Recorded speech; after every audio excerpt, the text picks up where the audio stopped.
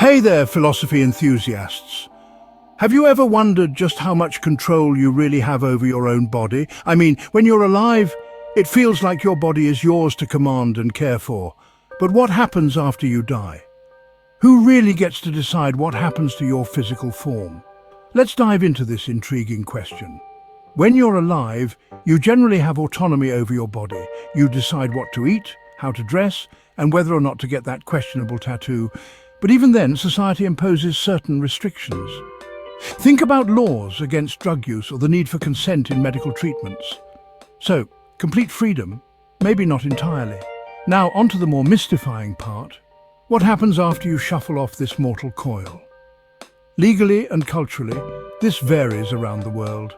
In many places, you can dictate your post-mortem wishes through a will or advance directives. Want to be cremated, buried in a biodegradable pod, or donated to science? You can often arrange that. But here's the twist. Even with a will, the final decision isn't always in your control. Family members can contest your wishes, and cultural norms or religious beliefs might come into play.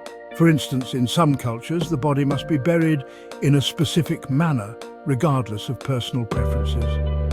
And let's not forget the legal systems. In some countries, the state can override your wishes for the greater good. Organ donation is a common example. Some places have an opt-out system where your organs can be used unless you've explicitly stated otherwise.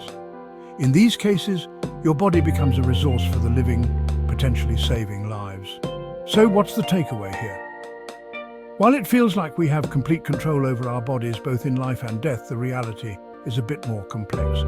Societal norms, legal frameworks, and family dynamics all play a role in determining what happens to us, even when we're no longer around to have a say.